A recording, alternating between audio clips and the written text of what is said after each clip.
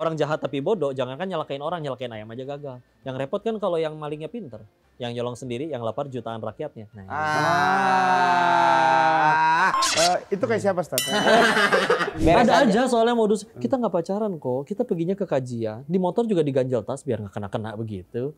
Gilirannya sampai pengajian, ustadznya bicara dilarang pacaran. WA laki-lakinya, sabar sayang, ini ujian buat kita. Itu kurang ajar. Astagfirullah, Itu playboy Ustadz syariah. dibilang ujian ya. Tapi ini karena suasana Ramadan, mohon maaf Ustadz Iya, sebelumnya. siap. Puasa kan Ustadz?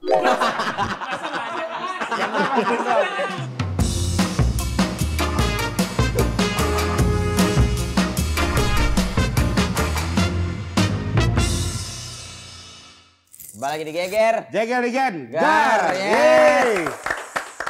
Alhamdulillah hari ini kita kehadiran salah seorang ustadz setelah kemarin kita sama Ustadz Felix. Ya, Sekarang sama Ustadz Dennis Lim. Oh. Wih, Masya Allah. Opa. Wadaw. Ajusi. Engkongko biasa. Engkongko yang biasa di toko handphone. Kita masih dalam Suasana Ramadan. Ramadan. Jadi ini juga masih Ramadan, tayangnya juga Ramadan. Ya. Nih makanya kita sekarang nih mau kajian-kajian, mau ngobrol-ngobrol seputar agama gitu ya. Siapa tahu ini bisa membuat kita menjadi pribadi yang lebih baik setelah Ramadan ini. Ya. menambah ilmu.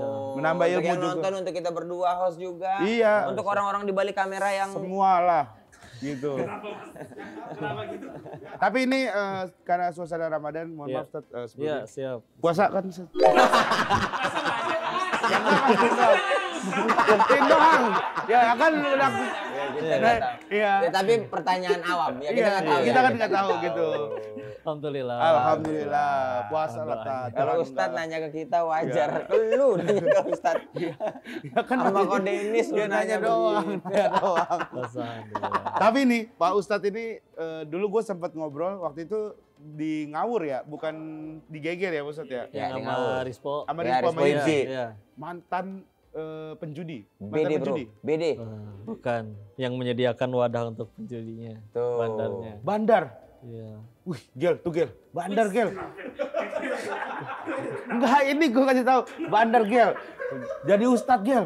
Masya Allah. Iya. Bukan Ustaz. Tapi Masih gini. santri. Ya, tapi gini Stan, maksudnya apa kalau Dennis ini apa namanya selama itu kan jauh banget udah lama ditinggalin.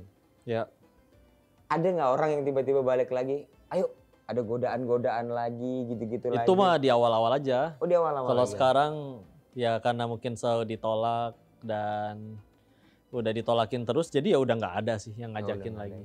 Yang lebih banyak sekarang DM korban-korbannya justru. Oh curhat. Hancur nih, boleh nggak talangin dulu utangnya? Oh. Iya gitu. minjem karena duit malahan.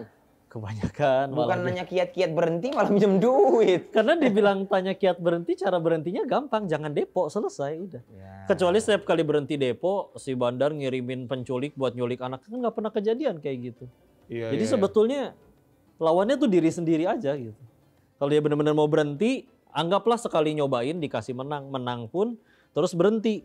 Demi Allah nggak akan ada bandar yang ngirim ke rumah buat gebugin dia, itu nggak akan pernah ada. Iya. Cuman dianya aja main lagi kan, sampai akhirnya kekalah, nyampe utang, nyampe bangkrut, nyampe hancur. Betul. Iya, iya. Jadi lawannya diri sendiri memang. Tapi kayak gitu tuh habit juga nggak sih? Maksudnya ada juga tuh, saya pernah dengar ya katanya tuh yang udah sampai edik banget sama suara tling ting ting ting gitu-gitunya, terus sampai Kalau jadi sekedar mau nyari depo. suaranya itu kalau mau dicari di YouTube juga ada. Kalau sekedar suara ya. Cari ini aja backsound aja ya dengerin Iya. ya, nggak usah harus main ya, nggak ngeluarin duit lagi. Kalau sekedar ini jadi intinya mah satu sih, nggak yakin sama Allah lah. Dia lupa kalau kita tuh nggak mungkin dilahirin tanpa Allah jamin rezekinya. Alasan kita masih hidup sampai hari ini kan salah satu alasannya karena rezeki yang Allah janjiin waktu kita masih di rahim itu belum diterima semua. Sebelum diterima semua nggak boleh mati kita demi Allah. Pasti harus nyampe ke kita dulu. Ada yang kisah bapak-bapak jatuh sumur tau nggak? Ini ada pelajarannya ya. Ada bapak kecemplung ke sumur, minta tolong. Ada orang nurunin timba, naiklah dia. Biar tenang dikasih susu dulu segelas, minum. Begitu udah tenang ditanya, Bapak kenapa bisa jatuh? Bentar ya, saya praktekin. Tadi saya berdiri di sini. Terus, jatuh lagi dia. Tapi jatuh yang kedua mati. Apa hikmahnya? Oh, rezeki susunya Susu yang dulu ya. dia terima. Dia masih punya rezeki 1 gelas susu lagi. Makanya udah nyampe tempat matinya pun harus naik dulu dijemput. Begitu udah selesai, sudah waktunya. Nggak boleh. Ini kisah nyata, betulan. Jadi ketika udah nggak yakin, jadi nggak peduli, dia akhirnya nominal doang yang dipeduliin, ngerasa kayaknya bahagia tuh di duit. Jadi akhirnya berani ngambil jalan yang pintas. Ya, padahal dikerjain, bandarnya kan sama-sama orang, sama-sama punya kepengen, sama-sama mungkin punya selingkuhan dan pengen jajanin dia. Jadi dia pasti pengen menang juga. Makanya dia bikin web judi. Karena kalau emang dia benar-benar niatnya pengen bagi-bagi duit, ya dia bikinnya lembaga zakat infak sodako aja, ngapain bikin web judi. Iya benar. Betul. Tapi itu juga tuh penjudi ini matematikanya jago banget. Kalah Jerompolin mah kalah. Apa sih? Ya enggak, maksudnya iya, dia kan maksudnya orang-orang tuh kadang kalau hitung-hitungan, wah ini aku bisa ini merasa punya rumus, merasa punya rumus. Kalau dapat 7 juta nih, seminggu berarti 7 juta, sebulan 30 juta. Mantep nih gitu. Terus ngerasa mengerti iniannya, websitenya. Jadi kadang nih jam segini nih, bagus ini nih. Oke nih, nih gue kemarin lagi kalah nih, ini kayaknya gue akan depo gede-gedean nih, ini pasti menang. Gitu-gitu berasa ngerti ya. Memang kan dia ada algoritmanya ya, namanya kan IT ada algoritmanya. Anggaplah dia benar-benar mendapati patternnya. Jadi setelah berapa kali kalah akan menang di turn kedua. Anggaplah seperti itu setelah kalah banyak. Ketika akhirnya dia lagi main di turn yang dia yakin pasti menang dan algoritmanya memang algoritma waktunya dia menang, itu bandar bisa intervensi untuk langsung bikin dia kalah di game itu juga. Tuh, bisa kan? Bisa disetting, diatur. Jadi ya kita lawan orang yang sama-sama punya kebutuhan, pengen punya keserakahan, dan dia punya kontrol atas permainan tersebut, ya pasti bonyok sih. Iya. Cuma ngerauk duit doang, ya Allah, astagfirullah. Dan di Indonesia ini banyak banget ya. Oh ya, inian ya, judi online ya. Dulu kan dulu ngaji udah dari lama ya, tapi terus akhirnya di awal podcast salah satunya kan Bang Densu tuh. Ya udahlah untuk bahas keislaman katanya. Oh ya sudah, baik alhamdulillah. Ternyata dianya mantan pemain. Jadi itu aja yang dibahas. Malah itu yang meledak. Tapi ya menjadi kayak membuka fakta bahwa oh berarti di Indonesia segitu merebaknya. Iya. Komen YouTube saya tuh, buset bener deh, asli. Oh yang nyampah banget ya. Iya, nyampah banget. Iya. Doain kalian seumur hidupnya ngomen gitu aja nggak bisa komen apapun. Serius deh. Iya sumpah. Kata-kata yang keluar selalu kata-kata itu. Ngucapin orang kenikahan. Nah gitu. Mas Depo nih. Gitu, itu sih gitu. Kebiasaan. Ngechat istri kalian itu yang keluar semua. Lihat kebiasaan, deh. Kami doain. Amin. Iya bener-bener rusuh banget. Bener-bener ganggu banget itu. Jadi ya udah itu mah. Dikerjain lah, jangan mau. Selama ini kan yang kau bahas juga lebih ke dari sudut pandang bandarnya, sudut pandang yang secara matematis dan algoritma nggak mungkin kalah, tapi juga tetap mentok loh sama aturan hidup. Apalagi lu jadi pemain, ya pasti lebih rusak lah. Jadi udah tuh mau ngapain lagi? Kasihan. Tapi maaf nih kok, ada nggak waktu mungkin teman-teman yang gara-gara nonton dari dakwahnya Koderisus dia, kok alhamdulillah saya stop nih gara-gara ini kok. Alhamdulillah, yang gitu juga banyak. Yang gitu juga banyak. Bahkan yang bukan cuman pemain yang akhirnya semenjak nonton saya berhenti taruhan, ada juga yang semenjak nonton saya berhenti ngebandarin, itu juga ada. Sampai bandar ya? Iya. Bandar tuh berarti di Indonesia banyak juga ya kok ya? Saya 2015 waktu masih di sana, di 2015-nya ya, nanya ke orang imigrasi sudah ada 4.000 orang Indonesia di perbatasan itu. Tempat yang dilokalisasi khusus untuk itu. 4.000 orang? 4.000 orang Buat Indonesia. Jadi? Dia di sini berarti dia ada bandarnya, ada adminnya. Biasa. Grup kami dulu 50 orang under kami ya, di bawah kami. Dan itu kami mengelola sekitar 25 sampai 28-an website. Satu website ya bisa melayani berapa ribu orang kalau mau. Wih, serem banget ya. Ya begitulah. Ya begitu. Kalau udah teknologi ya, kalau bermain itu serem banget dah. Janganlah ya Allah, jangan dah. Ini bulan puasa, bulan baik. Ayo berubah tabayun kayak bukan tabayun apa lu mau ngomong apa? Berhenti dari hari tobat aja udah, tobat bukan tabayun, tobat. Tabayun lu klarifikasi. Masa tabayun nama bandar? Jadi gini Dar. Ngobrol dulu. Berhenti ya. Tapi Sir gini, aku juga mau nanya beberapa fenomena yang aku juga rasain gini. Sekarang kan banyak banget tuh content creator yang isinya dakwah banget. Iya. Cuman banyak juga hal-hal yang ngerasa kayaknya jadi perdebatan banget ketika ada ustadz yang ceramah. Selalu didebatin gitu. Iya, selalu didebatin. Iya, gitu-gitu ustadz. Itu kan sebenarnya kan memanfaatkan media sosial untuk berdakwah. Tapi resiko seperti itu tuh kan nggak menutup juga gitu ustadz. Kayak kemarin tuh di X tuh rame tuh yang hal-hal yang membatalkan puasa. Ya kan? Terus didebat. Jadi gini ya. Ini mah yang kok yakini ya. aslinya tujuan kita ngaji itu lebih utamanya buat makin jago nyari kekurangan diri. Bukan makin jago nyari kekurangan orang. Jadi kalau misalkan akhirnya, oke orang itu bisa jadi salah. Kita manusia nggak sempurna. Terus kemana sisa kebaikan yang lainnya itu emang nggak ada. Kenapa nggak bisa fokus sama itunya aja? Sebagian ada yang memang orangnya itu layak untuk kayak istilahnya, udahlah tinggalin, gak usah didengerin lagi. Emang beneran pure ngaco itu juga ada. Dan di Indonesia kita tahu pure ngaco aja masih ada pengikutnya gitu ya. Itu yang kayak gitu juga ada. Dan kalau tujuannya untuk seperti itu, alhamdulillah. Tapi kan ada juga yang sebetulnya tidak seburuk itu, masih ada kebaikan yang bisa diambil. Jadi makanya balik lagi, kita ngaji itu mau apa dulu nih? Mau nyari kekurangan diri, apa makin jago nyari kekurangan orang? Sedangkan kita dapat kekurangan orang pun, kita meninggal nggak ditanya kesalahan orang loh. Kita ditanya kelakuan masing-masing. Jadi mau apa gitu? Bicara beda pendapat pasti ada. Kita aja produk perbedaan kan. Ya kalau ayah ibu makanya coba ayah sama ayah nggak kan leluhur kita Adam dan Hawa bukan Adam dan Asep. Betul. Jadi kalau misalkan ternyata ketemu beda tuh wajar-wajar aja. Kayak kalau bicara dulu ya, nggak apa-apa bahas sirah Nabi ya. Contoh ya. Dulu sepupu Nabi Ibnu Abbas, ini orang yang paling paham Quran setelah Nabi wafat, beda pendapat sama sekretarisnya Nabi Zaid bin Sabit tentang hukum waris.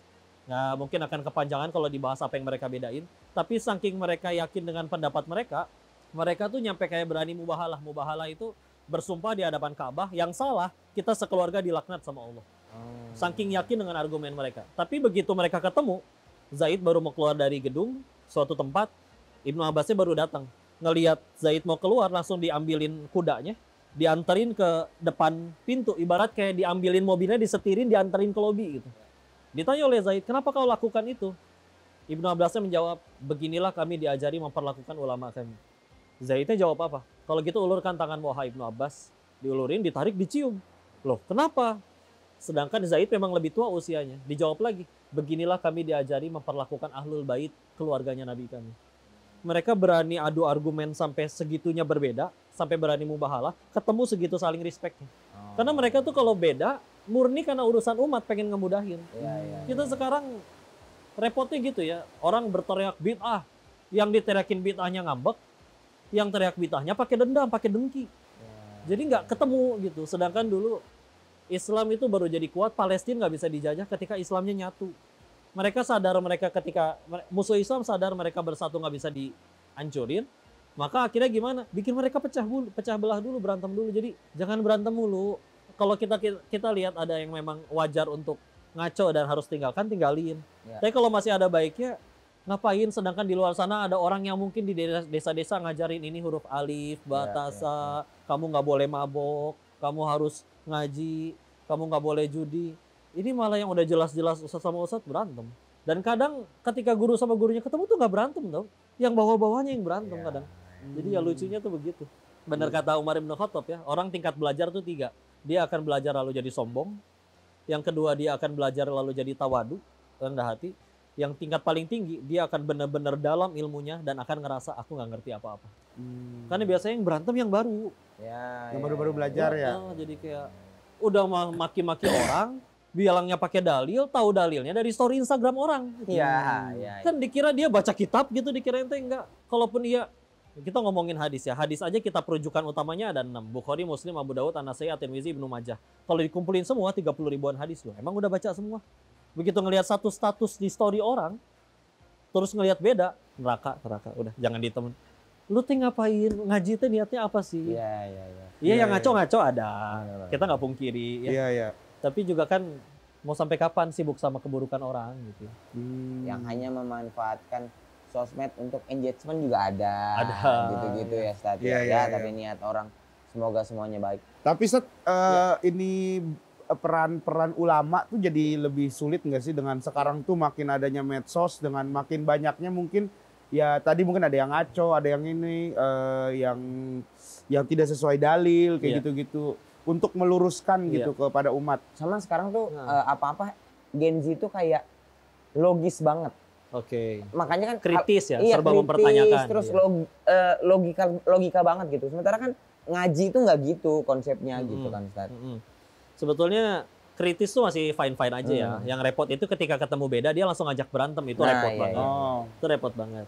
Masalah medsos sebetulnya jatuhnya lebih ke alat. Dia nggak ada bedanya dengan buku dan pulpen. Ketika yang makainya orang baik, nulis kebaikan ya kebaikan. Medsos juga begitu. Cuman memang efek percepatan menyebarnya aja dia lebih Masya Allah gitu. Peran ulamanya sebetulnya ketika ada medsos bisa kita gunain untuk ngajak damai. Ya masalahnya tapi kita juga harus berdamai dengan bahwa fakta kita juga di akhir zaman loh. Kita di zaman dimana nanti ulama-ulama memang akan Allah wafatkan, Allah cabut, bukan cabut ilmunya hilang, tapi memang sebagian dari mereka akhirnya mulai wafat, mulai meninggal. Sehingga akhirnya akan ada orang-orang yang nggak punya ilmu tapi maju sebagai yang berfatwa atau yang menguasai. Sedangkan ketika akhirnya sudah menguasai, maka mereka mengurusi sesuatu yang sebetulnya bukan bidangnya. Nah ini memang sudah akhir zaman, sudah gimana lagi memang. Dan bagi orang yang hidup di zaman itu, selagi dia benar pahalanya pun lebih besar daripada yang di zaman dulu. Selaginya ngaco ya semua akan ada pertanggung jawabannya lah. Makanya memang guru-guru ngasih pesannya sibuk mendamaikan aja. Dan juga pahami tujuan kita ngaji dan pendidikan itu balik lagi apa. Karena kalau misalkan kita bilang tujuan pendidikan itu apa sih kalau emang sekedar tujuannya bikin pinter, kita berani bilang lah pinter itu efek samping. Contoh ya, ada maling bodoh, malingnya mau nangkap ayam. Ayamnya nggak ketangkap, malingnya ketangkap, bodoh tuh maling.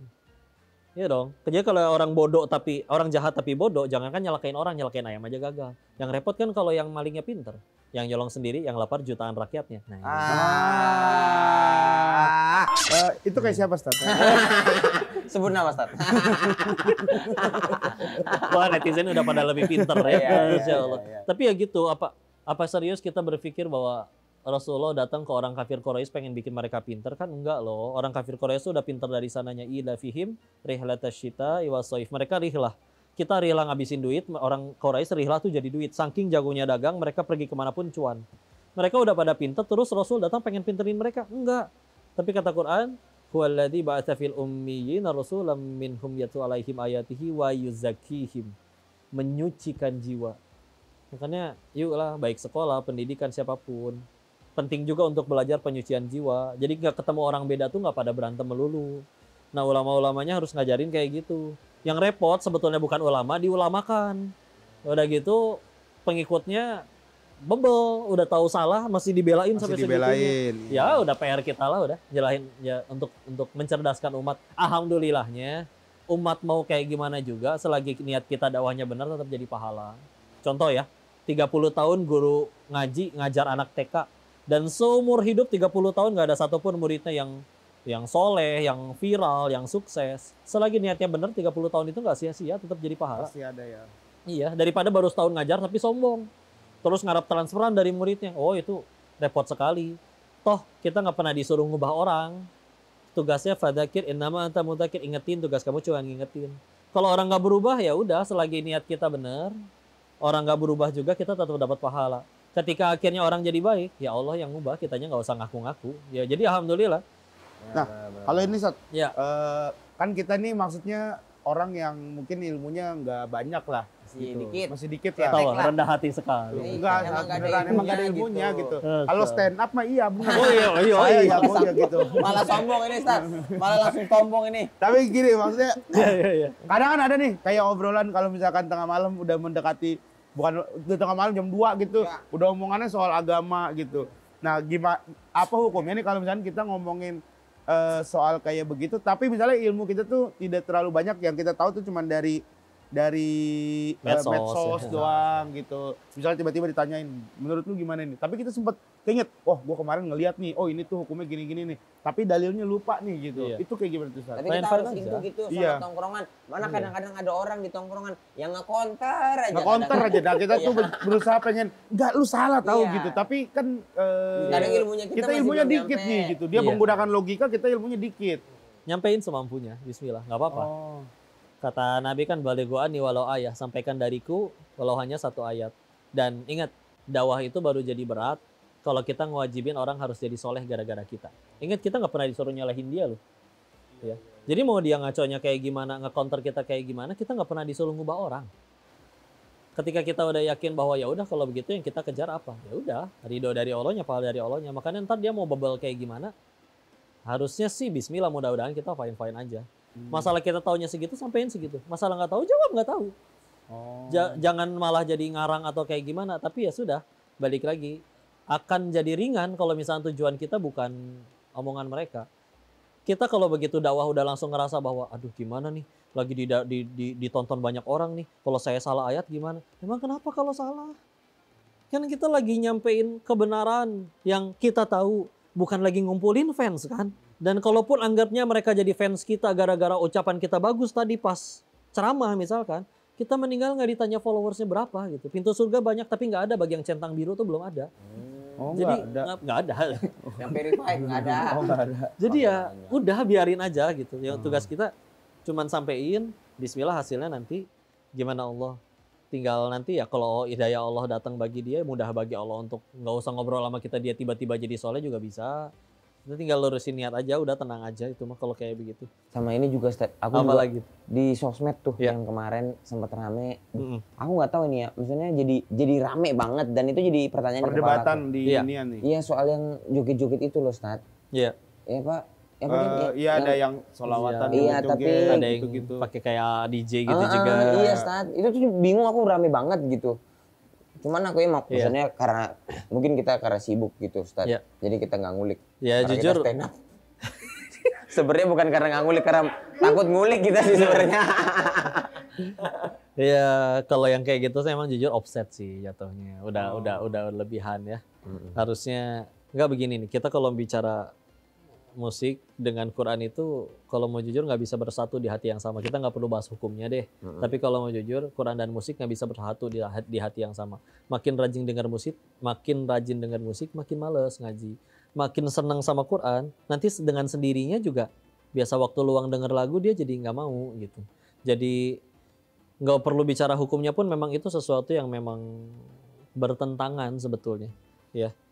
Ada yang mungkin masih berpendapat diizinkan kayak kalau misalkan ngajarin anak-anak, walaupun ada juga yang misalkan tidak sependapat. Tapi ya balik lagi ketika kita bicara di satu hati yang sama itu memang nggak bisa bersatu. Jadi disayangkan sih kalau dengan cara itu. Sedangkan ya mudah-mudahan sih nggak ada gitu-gitu lagi sih, mudah-mudahan. Nah, emang nggak bisa bersatu di hati yang sama.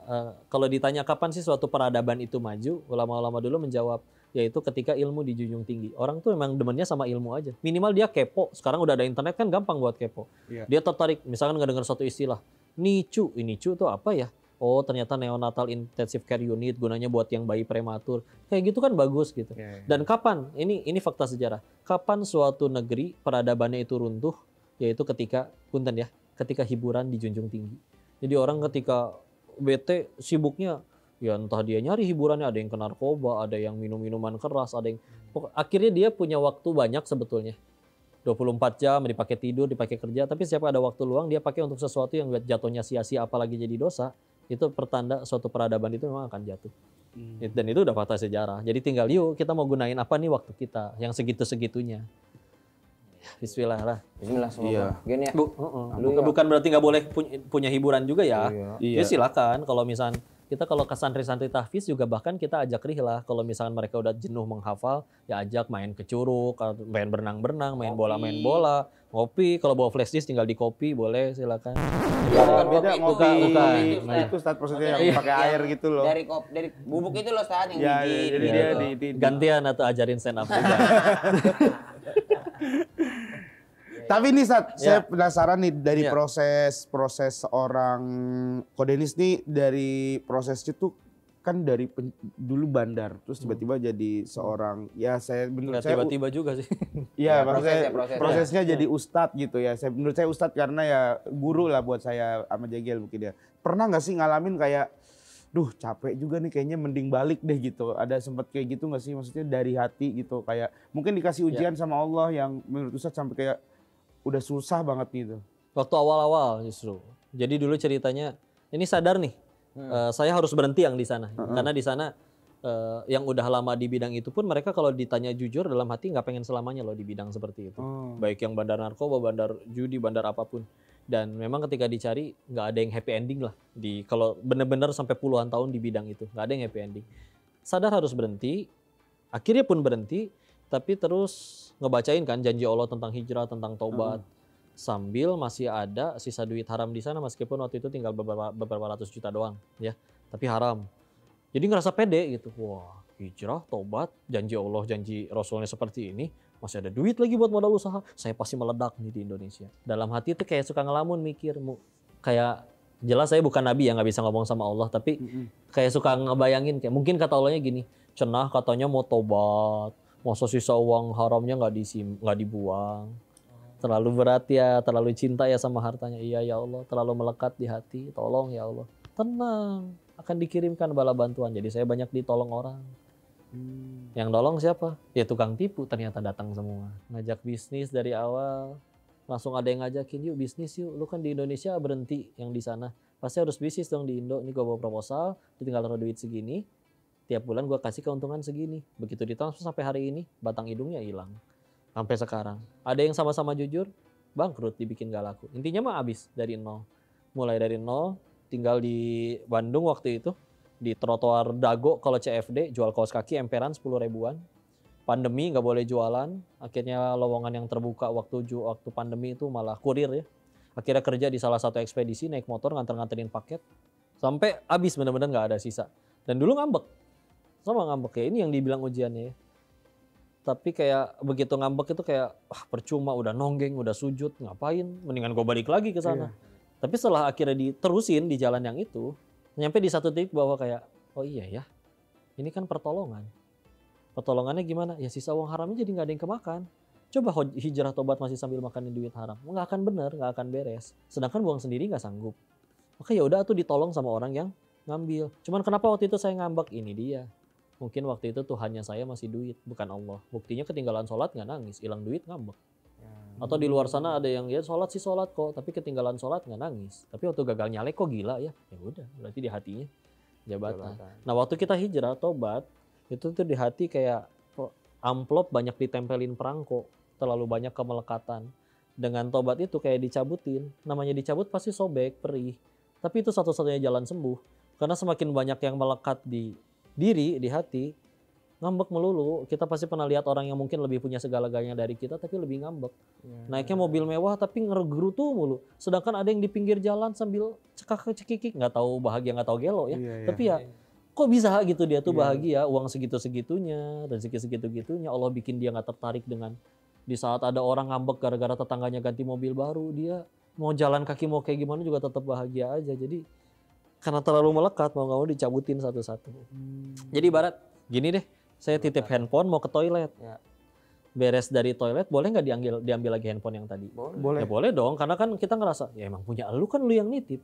Tapi kadang kita nggak gitu ke Allah, dititipin nih sama Allah. Hei hamba, nih ya kamu dikasih ilmu, kamu punya kemampuan ngelawak, kamu punya kecerdasan, kamu bisa jadi menteri, jadi apa, dititipin jabatan, dititipin harta, dititipin popularitas. Ini titipan buat nyari tahu kamu tambah baik apa tambah ngaco. Tambah ngaco. Ya diambil. Cuman gara-gara kita udah ngerasa, ini kan milikku, sudah kurintis 30 tahun, sudah kurintis 20 tahun. Kita sih ngerasa memiliki. Jadi karena kita ngerasa itu punya kita, ya udah. Padahal kan innalillahi wa inna ilaihi rajiun. Sesungguhnya kita semua ini milik Allah dan akan kembali kepadanya. Jadi sedih itu bukan ketika kehilangan, lebih tepatnya kehilangan sesuatu yang kita akui sebagai milik kita. Di luar ada motor hilang, kalau itu motor kita ngambek. Tapi kalau itu motor orang, kadang kita biasa aja. Iya. Ya karena gitu kan berarti. Kita baru sedihnya ketika itu kita akui milik kita, baru hilang, baru ngambek. Ya kita aslinya udah titipan di aku melulu ya. Selamat menderita. Jadi sebetulnya dengan akhirnya hati jadi Allah semua tuh nanti judi jadi males, ibadah juga pengen lebih taat, dijahatin juga nggak pengen balas dendam, berbuat baiknya juga nggak pamrih, nggak perlu balasan apa-apa. Lama-lama lapang semua-muanya, hidup tuh enak. Nah kalau misalnya gini Ustaz nih, soal judi nih Ustaz ya. Misalnya dia memisahkan boto. Bahasa Bima judi itu boto. Kalau misalkan nih Ustaz, misahin duit judi nih di rekening yang ini gitu, buat main judi gitu. Itu gimana Ustaz misalnya? Itu ya banyak di luar sana orang-orang tuh banyak yang kayak begitu gitu. Ya, jadi ada rekening halal, rekening haram. Iya, katanya biar ini buat dia senang-senang main ini doang nih, sisanya biar mungkin yang ini mungkin kali tadi ya, mungkin yang uang judi ini untuk diputar lagi untuk ke judi-judi lain atau sebenarnya untuk traktir teman-teman. Sebenarnya ini Sebenarnya ya kali ya mungkin ada berarti di luar sana kan. Iya, sebenarnya mungkin. Katanya biar nggak kecampur sama uang rumah gitu nih. Intinya berubah lah teman-teman gitu. Kalau ada yang begitu-begitu udah janganlah lagi. Ya, iya. Iya, Ustaz. Gini ya, ibadah itu ada nikmatnya. Iya. Maksiat juga ada nikmatnya kan ya. Ada orang yang menikmati minum khamar, ada yang orang nikmati narkoba, zina dan lain-lain. Tapi ketahuilah, kalau kita diam di tengah-tengah nggak akan bisa nikmat dua-duanya. Ada orang misalkan orang nyebutnya apa? STMJ ya kan. Sholat terus maksiat jalan. Dia sholat bisa jadi nggak akan kerasa nikmat karena ingat sama maksiatnya. Habis ini gue lagi kangen banget nih pergi ke party ke situ misalkan. Tapi kalau dia juga masih sambil sholat, dia maksiat stres. Aduh, keminum berapa teguk nih, gak keterima nih sholat gue. Yang lain happy, dia stres. Jadi kalau mau kanan-kanan sekalian, diem di tengah-tengah tuh nggak enak. Maksiat lu nya nggak akan enak, taatnya juga nggak enak gitu. Nanggung, jadi mau ngapain hidup teh gitu jadinya. Jadi ketika akhirnya dia pisahin gitu, ya gini deh, susu sapi jernih ya. Punten ya, kalau dicampur 1 sendok tai sapinya mau nggak? Ya nggak mau lah. Ya, setengah sendok deh. Enggak lah. Dikocek nggak akan kelihatan. Enggak mau Ya sebanyak apapun. Kita yang segini ngaconya aja pengennya murni kan. Sedangkan kita hidup diciptain buat ibadah. Kita hidup kita dicampur adukin, yang taat ada, maksiat ada. Ya maksiat sesekali pasti ada salah. Tapi terus kita masih seenakin campur adukin. Yang penting gue masih Jumatan. Yang penting gue masih ada sedekahnya. Nih kemarin menang 10 juta, gue ke anak yatim 1 juta. Kayak gitu misalkan. Maka nggak bisa, perintahnya jelas, wama umiru illa liya'budullaha mukhlishina lahuddin. Kita diperintahkan untuk mukhlis, ibadahnya hanya karena Allah aja. Jadi kita aja nggak mau kan, tadi susu sapi pengennya yang murni kan. Iya. Terus kita campurin nih kita keseharian kita dengan segala macamnya, nanti serba nggak enak. Taatnya nggak akan enak, maksiatnya juga nggak akan enak. Ya walaupun dipisah juga berarti nggak boleh ya. Bisa, ya susu murni sama tai sapi, ini buat kamu gitu. Ya pasti ngapain ngasih tai sapi? Iya kan, pasti ada kayak gitu juga tetap kan. Intinya uang dari hasil itu juga tidak boleh. Tidak nggak boleh, iyalah, bener. Terlalu aneh itu. Banyak ya. Iya, ilmu nih. Semoga bisa berubah lah teman-teman yang ngedengerin juga nih, yang nonton gitu ya. Betul, bisa ada ilmu yang diambil, bisa kayak. Tapi alhamdulillah ya, maksudnya teman-temanku banyak juga yang akhirnya datang ke kajian. Terus story-nya kadang-kadang ayat-ayat gitu. Aku juga bingung, karena sebelumnya enggak gitu kadang-kadang. Apa karena dia putus cinta kali Ustadznya? Anak sekarang kan putus cinta tuh ada ayat apa, Quran surat apa, gitu-gitu loh Ustadz. Terus bionya selalu ada ini surat ini apa? Quran gitu. Surat Majrur apa sih An-Nur apa gitu-gitu biasa. An-Nisa gitu-gitu. Ada tuh di bio Instagramnya QS An-Nisa gitu. Ada. Masya Allah ya Allah, ya gimana lagi ya. Alhamdulillah lah akhirnya diputusin juga ya. Enggak, karena kan Islam tuh memuliakan wanita banget. Pacaran tuh yang paling rugi perempuannya kalau mau jujur. Dan hati-hatilah, di luar sana ada 2 spesies ya. Ada buaya hijrah, ada playboy syariah. Ini hati-hati juga ya. Ini istilah kita, apa lagi Ustadz, kita baru dengar itu. Begitulah, kadang kita nggak pacaran kok, tapi tengah malam dia WA gitu, dia bangunin tahajud. Oh iya. Kalian yakin cuman kalian doang yang di WA? Iya. Kadang, atau kadang ingat ya, tipu daya syaitan itu lemah, kata Allah surat 4 An-Nisa ayat 76, minakada syaitoni kana do'ifa. Tipu daya syaitan itu lemah. Kapan jadi kuat? Kalau diladenin, jangan diladenin. Kalau mau masih ada tahajud bagi kita untuk tahajud malam ini. Iya nih bang, aku juga lagi ruku. Kan repot kalau kayak begitu ya. Ya kalau lagi ruku jangan main HP. Jangan ruku sih. Ada aja soalnya modus, kita nggak pacaran kok, kita perginya ke kajian, di motor juga diganjel tas biar nggak kena-kena begitu. Gilirannya sampai pengajian, ustadznya bicara dilarang pacaran, WA laki-lakinya, sabar sayang, ini ujian buat kita. Itu kurang ajar. Itu playboy syariah. Ustadz dibilang ujian ya. Kurang ajar. Jadi udah janganlah ya. Aslinya beli gorengan sama beli berlian, bungkusnya kan bagusan-bungkusan berlian dong. Dalam Islam, wanita tuh lebih mulia dari berlian. Jadi kalau ada laki-laki pengen nyentuh kalian, 1 syaratnya buat perjanjian dengan penciptanya. Maka kalau misalkan ada orang mau dia tinggi, putih, langsing, wah kayak bihun. Tapi kalau misalkan ngajakinnya pacaran, udah jangan mau ya. Halalkan atau tinggalkan, udahlah, tenang aja. Jodoh tuh 2 rumusnya, ini terakhir ya. Cepat atau lambat pasti ketemu. Ya. Paling cepat di dunia, paling lama di surga. Pertanyaannya 1, emang kita mati ke surga? Karena ada orang yang bela-belain lepasin surganya demi yang penting dapat jodoh di dunia. Ya udah deh, aku nggak apa-apa lepas kerudung. Ya udah deh, aku nggak apa-apa dipacarin. Satu dunia, jangankan pacar lu cinta, satu dunia cinta Allah benci juga kita yang repot. Jadi jangan Jangan tunggu kaya dulu baru sedekah. Sedekah dulu nanti Allah jadiin kaya. Jangan tunggu ada imam yang soleh dulu baru jadi soleha. Soleha dulu nanti Allah kirimin imam yang soleh. Terima kasih ya Ko Denis ya udah datang ke sini, udah berbagi ilmunya lagi. Ya, nanti kita bikin gini lagi ya guys sama ya sama siapa kek? Ustadz lain lah, sama Ustadz lain, orang-orang berilmu lainnya. Ada Ko Denis gitu. Iya. Biar nambah ilmunya gini. Biar nambah ilmunya, senang. Mudah-mudahan nggak di Ramadan doang. Amin. Amin, mudah-mudahan bisa terus berlanjut. Jadi terima kasih sekali lagi kok. Mudah-mudahan. Kemarin habis dari Bima, makanya tadi tahu bahasa Bima botol. Lenga doh. Lembu ade. Tiba-tiba ditelepon sama bokap gua. Nih lagi sama ini Ustadz Denis, dibilang. Oh iya lagi di Bima nih. Ustadz Denis lagi capek banget baru turun dari pesawat, dikumpulin sama orang-orang Bima ramai banget. Termasuk bokap sama nyokap gue bilang, udah kali Pak itu pulang udah pengen istirahat kali. Baru nyampe soalnya, bener kayak lagi capek. Iya. Nggak, ini emang sipit dari sononya kok udah. Dikasih itu nggak sama bapaknya Rigen, apa madu Bima? Dikasih susu kuda liar juga. Kuda liar juga. Iya. Strong itu. Dia selalu gitu, dia mau susu kuda liar, madu sama sarung. Dia kalau pulang ke Bima tuh dapat tiga-tiganya alhamdulillah. Dapat alhamdulillah. Disuruh merah kudanya sendiri lagi. Saya aduh bukan mahrum ini kuda, aduh suaminya takut ada di sini. Ngeliat mana nih suami takut ditendang nih dari belakang nih sama suami kuda. Tapi kajian di sana aman ya Ustadz ya? Aman, lancar. Semuanya nggak meresapi kan? Meresapi. Oh iya, meresapi. Gak semuanya gak meresapi kan? Iya, semuanya pasti fokus gitu, iya. Masa ada ustadz lagi ceramah, ada orang meresapi depan. Iya benar, makanya saya bilang semua gak meresapi kan. Kiri kanannya tapi banyak yang botak dibakar-bakarin itu. Iya tuh, kemarin makanya pada banjir. Itu saya bener dah. Di Bima tuh hutannya dipotongin pohonnya, jadi dibuat lahan jagung gitu. Iya, karena malas ditebangin satu-satu dibakar. Dibakar gitu. Jadi banjir ya biar cepet. Terus kemarin jadi banjir Bima gitu. Ya inilah makanya yang menggugah hati gue, kayaknya gue harus kembali nih ke Bima. Masya Allah. Dukung nomor berapa? Oke, terima kasih semua juga yang sudah menyaksikan. Semoga berkah buat kita semua. Sampai ketemu lagi di Jeger Rigen. Gar. Assalamualaikum. Assalamualaikum warahmatullahi wabarakatuh.